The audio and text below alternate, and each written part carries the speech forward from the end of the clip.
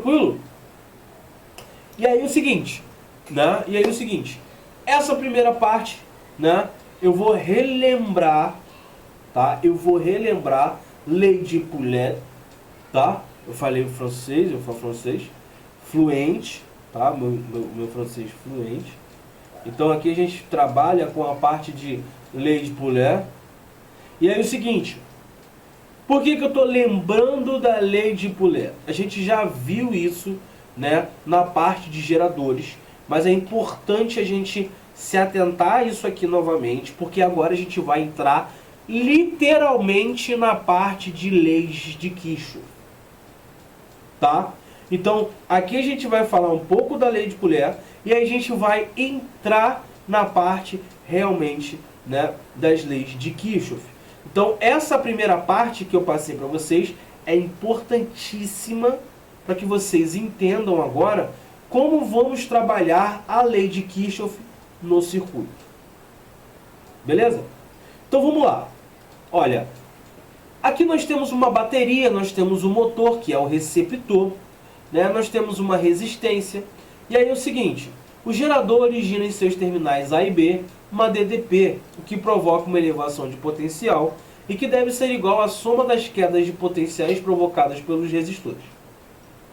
Generalizando o que a gente acabou de ver aqui, é o seguinte, a corrente, a lei de Poulet, que a gente acabou de ver, a gente, na verdade, acabou de ver quando a gente fala na lei de Ohm generalizada. O que a gente fez? A gente fez o somatório, né? A gente fez o somatório de quem? A gente fez o somatório simplesmente de quem? Dos geradores. Menos os dos receptores. Dividido pela REC.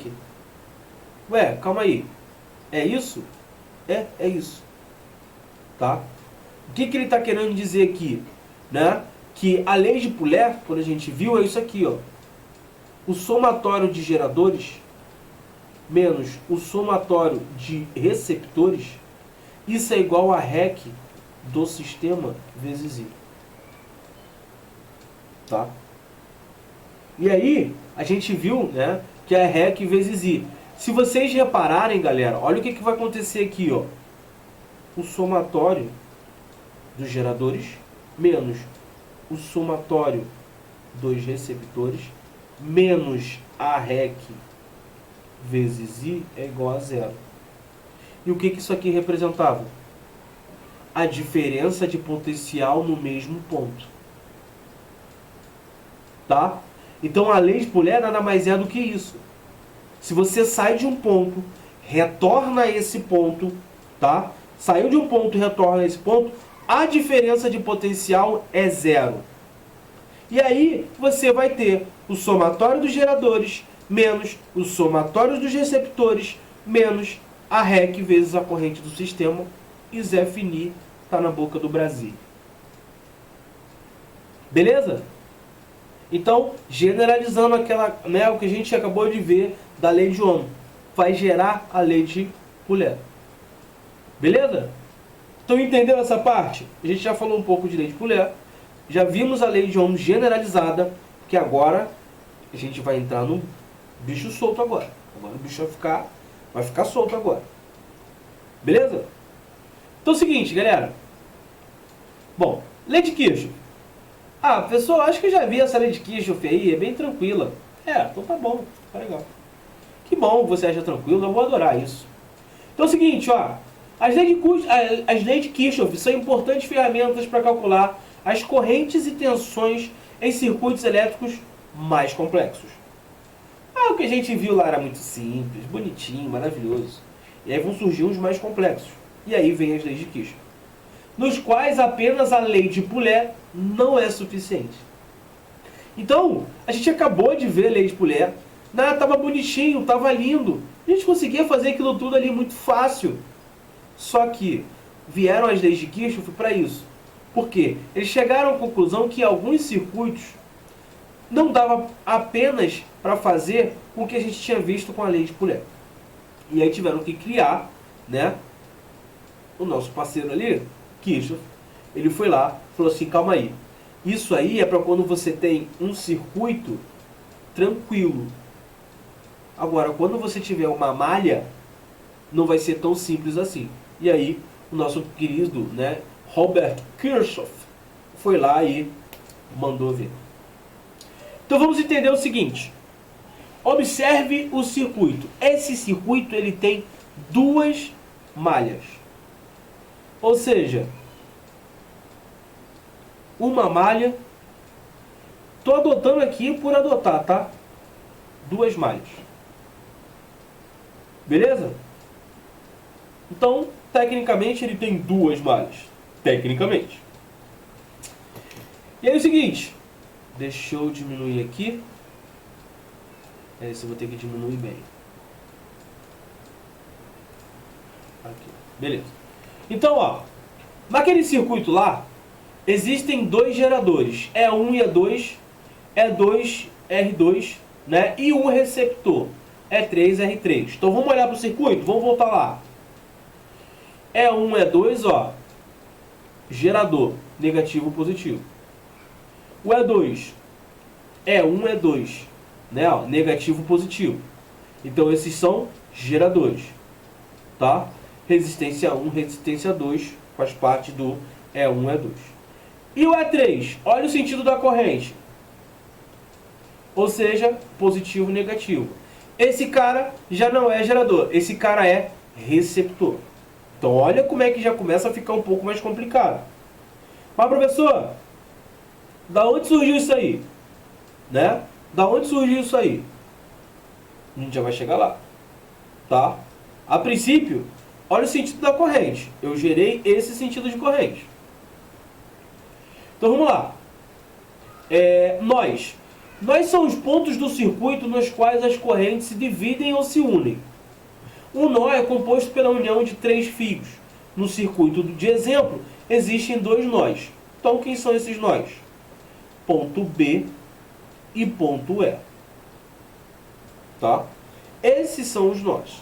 Ah, professor, calma aí. Deixa eu dar uma olhada aqui que eu não entendi direito. Onde que... Pera aí, rapaz. Pera aí. Borracha. Deixa eu apagar essa corrente. Isso aqui a gente já viu. Tá tranquilo, tá de boa. Então vamos lá. Por que aqui é um nó? Vamos supor o seguinte. Eu comecei com a minha corrente 1, tá? Saindo aqui. Então, ó, I1. E a minha corrente I2 saindo daqui também. I2. E aí, ó, essa corrente I1 vem. Chega aqui, ó. Vem. E aí aqui vem a I2. Tá? Então aqui é I1, aqui é I2. Chega no ponto B, o que acontece no ponto B? O ponto B nada mais é do que um nó. Porque eu chego com a minha corrente I1, minha corrente I2 e gera a minha corrente I3. Daqui, lembrando que a gente já viu anteriormente, né?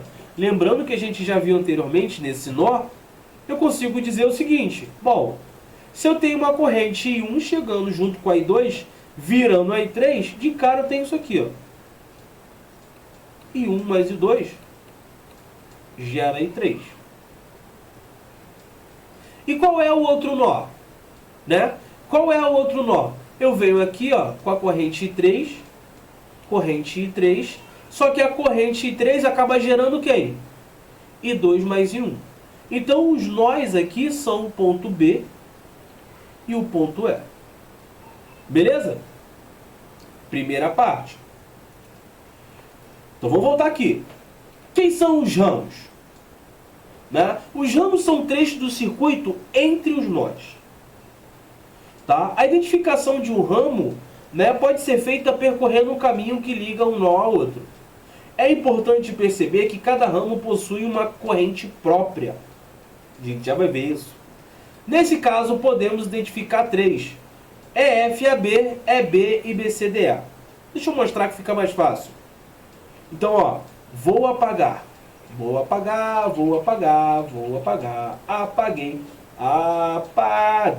Apaguei.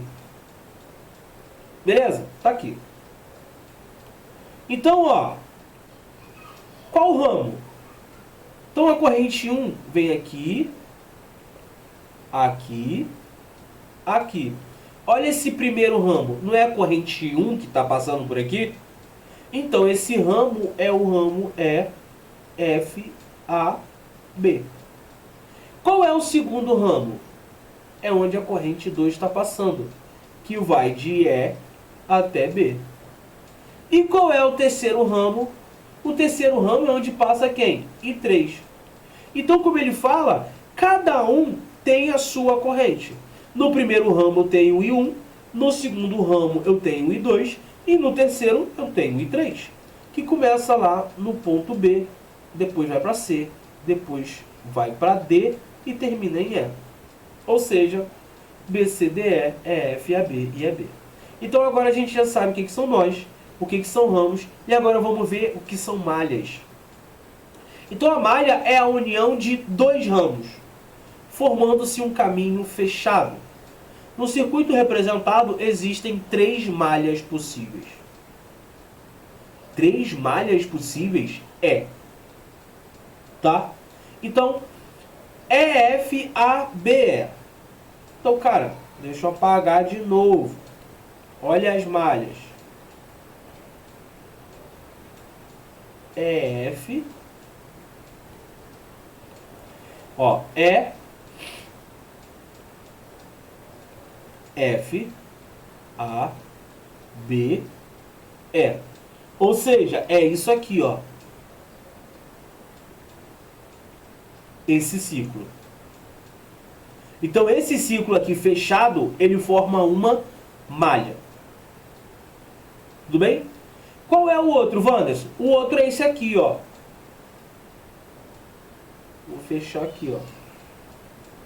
É o E, B, C, D, E. Tá aqui, ó. E, né? B, C, D, E. E qual é o último, Wanderson? O último é o que está por fora, que você não está vendo. Quer dizer, você está vendo, mas você não está vendo. Mas agora você está vendo, que você vai ver. Que é qual? Escolha o ponto E, por exemplo. É o E, F, A, B, C, D, E. Ou seja, é esse aqui, ó.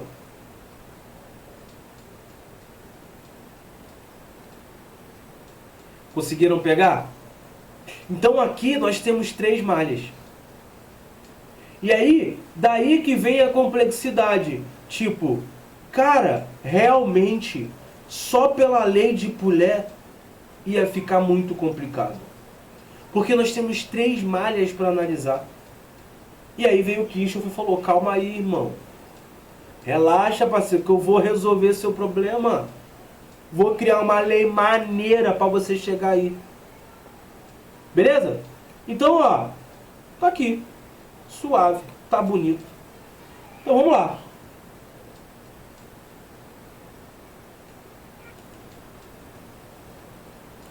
E aí, a malha agora a gente já sabe o que é. Agora, levando em consideração a definição desses termos, as duas leis de Kirchhoff são enunciadas assim, ó. Lei de Kirchhoff das correntes, né, LKC, ou lei dos nós. O somatório das correntes que chegam ao nó é igual ao somatório das correntes que saem desse nó. Por isso que eu fiz isso aqui, ó. Deixa eu botar aqui. Por isso que eu fiz, ó, esse aqui não é um nó, esse não é um nó. Ou seja, I2 mais I1, que é o somatório das correntes que chegam, é igual ao somatório dos que saem. Quem chega? I2 e I1. Quem sai? I3. Então a lei de Kirchhoff, ó, por enquanto eu estou de acordo com você, tá tudo suave. E aí, e a lei de Kirchhoff das tensões ou lei das malhas? Bom, ao se percorrer uma malha, segundo alguma orientação, o somatório algébrico das tensões é nulo. Tá? Ou seja, quando percorremos uma malha segundo alguma orientação. E por que alguma orientação? Porque nós já vimos que se adotarmos a corrente no sentido ok, né, o que deveria, essa corrente dá positivo bonitinho. Porém, se essa corrente estiver no sentido contrário, nós vamos ter uma corrente negativa e aí nós vamos perceber que adotamos o sentido contrário. Tá? Então, o somatório algébrico das tensões é nulo. Então, a LKC, né, que é a lei dos nós, vai dizer o somatório que chega no nó é igual ao somatório das correntes que saem desse nó. Beleza? E nós, como tivermos o LKT, que é a lei das tensões, né, lei de Kirchhoff das tensões, ou a gente também conhece como lei das malhas, quando a gente percorre essa malha, o somatório algébrico das tensões vai ser sempre nulo. Beleza? Tranquilo? Então essa é a parte inicial de lei de Kirchhoff. Então, eu peguei um exemplozinho aqui para a gente começar a trabalhar, começar a entender melhor o que é a lei de Kirchhoff. Deixa eu botar só um pouquinho aqui. Deixa eu diminuir aqui. Aí, ó. Então, resoluções, né, ou resolução de circuitos elétricos. Vou começar principalmente por uma malha, que é bem tranquilo. Então, ó, os circuitos compostos por única malha são simples de serem resolvidos. E a gente faz isso com a lei de Poulet bonito, ó. A gente já até fez anteriormente. Então, o que a gente tem aqui? Ó, inicialmente, os elementos da tensão funcionarão como geradores e funcionarão como receptores, são indeterminados. Tá? Então, ó, o que a gente tem que imaginar aqui? I é igual ao somatório de geradores menos o somatório de receptores sobre quem? A nossa REC.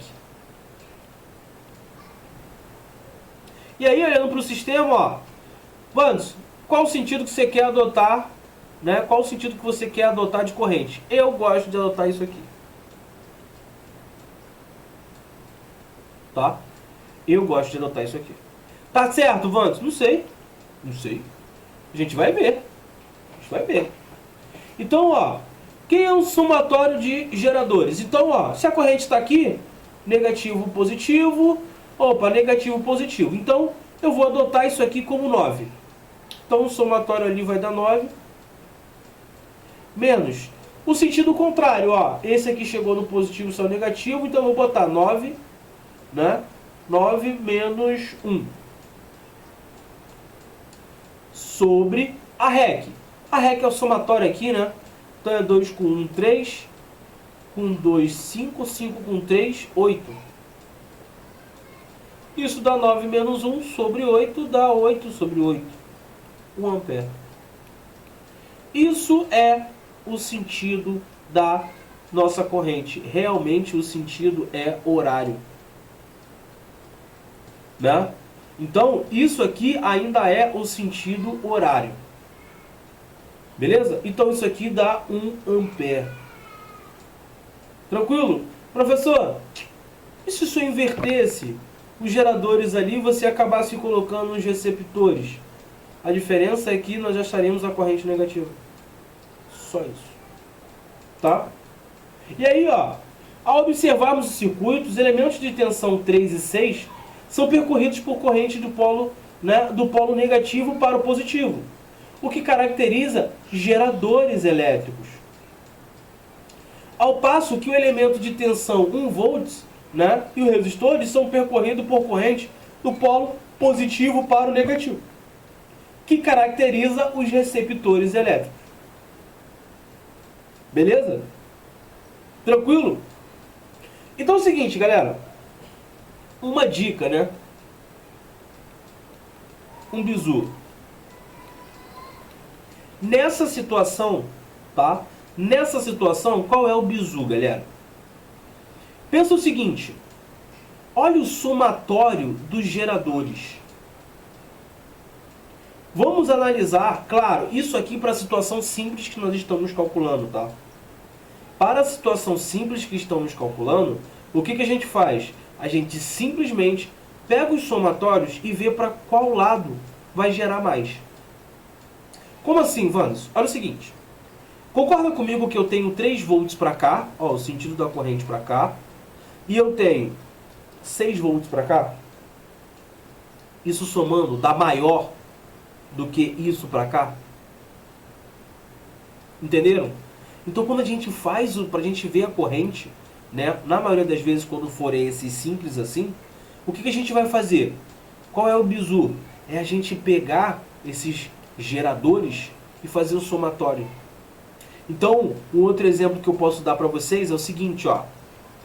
Bom, eu vou botar esse circuito aqui, aí tem um gerador aqui, eu tenho outro gerador aqui, ó. Esse gerador é de 10 volts. Tá aqui a parte negativa e positiva. E aqui eu tenho outro gerador de... Vamos ver. 11... Não, na verdade, ó. Isso. E aqui um de 4 volts. Aqui negativo e positivo. O que a gente faz? Qual é o bizu? Vê para qual sentido tá dando o maior valor de DDP. Como assim, ó? Nesse sentido, eu tenho o de 3 volts, o de 6 volts, e depois, ó, vai vir positivo, positivo, positivo. Então, ó, o somatório para a esquerda, tá? Vou botar aqui. Não, não é, não. Eu queria botar de esquerda mesmo. O somatório para a esquerda vai dar 3 mais 6. Aí eu faço o seguinte, ó. Qual o somatório para a direita? O somatório para a direita eu vou ter 10, 4 e 1. Cara, isso aqui vai dar 15. Ou seja, esse somatório dá maior do que esse. Então, quando você for adotar a corrente, procura fazer o quê? Adota para a direita, porque tem o maior somatório de DDP. Pegou a sacada? Pegou a sacada, né? Faz isso. Tá? Faz isso. E aí vai ficar tudo mais tranquilo, fica tudo mais suave. E aí, qual é o segundo método, né? Qual o segundo método? O segundo método, quando a gente pode, né, pode ser resolvido pela lei de Kirchhoff de tensões, para aplicarmos as leis de Kirchhoff, supomos arbitrariamente um sentido. Já dei o bizu para vocês. Mas olha o que ele fez aqui. Ele adotou o sentido contrário, galera. E aí, quando ele fez isso, olha o que acontece. Menos 1. O sinal negativo para a corrente indica que o sentido escolhido inicialmente para a corrente não é o correto. Nesse caso, o sentido da corrente elétrica é o sentido horário, como eu mostrei primeiro para vocês lá. Repare que o resultado coincide com o resultado encontrado no primeiro método, ou seja, o módulo do valor. Lá nós achamos 1 ampere, aqui nós temos menos 1, mas o módulo desse valor dá igual. Esse negativo nada mais é do que realmente sentido contrário. E aí, ó, utilizando a lei de Poulet, se tivéssemos escolhido o sentido horário, obteríamos a corrente positiva diretamente. E aí, agora, pegando aquele bizu que eu já dei para vocês. Beleza? Tranquilo? Então é isso aí, galera. Circuitos com mais de uma malha. E aí, esses circuitos com mais de uma malha, eu vou deixar para a aula de amanhã. Nós já vimos bastante coisas hoje, né? Vimos a primeira parte, a segunda parte, lei de Poulet, que eu dei novamente para vocês. Apliquei o primeiro método quando eu jogo, né, no sentido da corrente. Depois mostrei para vocês aqui o bizu do gerador, pá, bonitão. E qual é o segundo? O segundo método é quando você escolhe o sentido contrário. Para amanhã, eu já vou deixar o seguinte: circuitos com mais de uma malha. E aí, esse circuito com mais de uma malha, a gente vai ter que ter um pouco mais de atenção, tá? Mas o princípio básico nós já temos. Beleza? Então é isso aí, galerinha. Então, aguardo vocês amanhã, ó, a partir daqui, ó. Então, já começo daqui para amanhã, tá? Tenham todos uma ótima sexta-feira. E aí, amanhã, aguardo vocês terminando a segunda parte. Eu avisei que ia ficar um pouco grande, mas espero que todos tenham entendido e vejam, né? E tenham percebido que não é tão complicado assim. Beleza? Então é isso aí, galerinha. Um beijo, um abraço e não podemos esquecer o nosso Wakanda Forever, galera. Até a próxima. Fui! Ai, galera! nosso vídeo. Então, chama nosso canal. Então, para o vídeo